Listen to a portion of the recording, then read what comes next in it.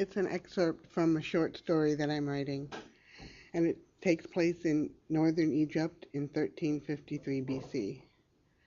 The shepherd and his son lay on their backs on the banks of the Nile near Memphis as the caravan from Avaris continued their journey south. "Son, can you hear me?" "Yes, I'm afraid. I can't stop shaking." The boy, pale and perspiring profusely, lifted his head and groaned. Strength drained from his body, his will began to falter. Sighing, his upper body went limp. "Don't try. Save the power you have. We must wait for your strength to return." He cradled Ramer's head in his arms and held the water sack for him. What did they do to me? The ghostly pale red-haired man and the very black smiling woman drained your vital energy to replenish themselves as you gave them water. It hurts me to lay this unspeakable burden on his young head, but we can't deny this experience. Please don't let him carry this trauma for the rest of his life, he prayed silently. He slowly turned his head to look behind him. No one was there.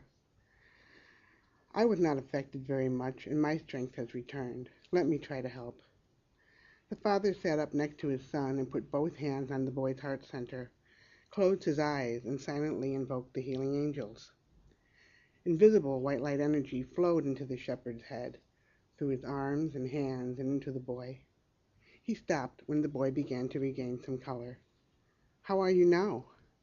"Much better. I can walk. I can't do much work now, though, I'm afraid." "Who are they? What are they?" "A collection of various evil incarnate beings, including psychic vampires, jinns, and reptilians. I feel as if I worked in the field for days on end. My head hurts. I couldn't get up and walk. Yet they didn't lay a finger on me." He sat up and reached for the water sack. "They could take over the world without using a single weapon of war. They represent the worst evil on earth.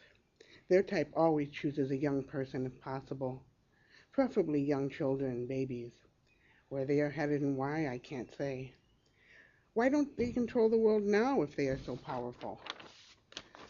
"That question has yet to be answered. I think that there are too many people for them to manage. Their aggressive nature thrives on conflict, and their urge to kill keeps them in constant turmoil. These characteristics put their own populations at risk. Life is not as valuable as power, so they can kill each other without conscience.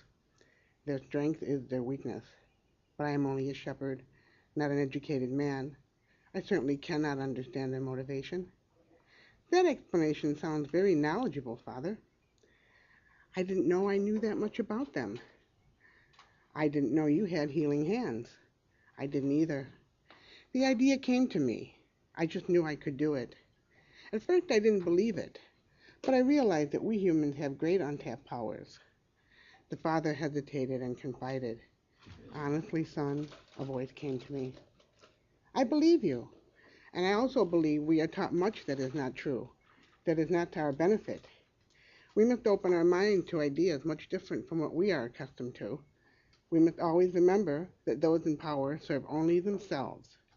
We are but to open our eyes and take control of our consciousness." And Father, the voice urged me to say that. "Indeed." And they walked toward their village, the angel behind them.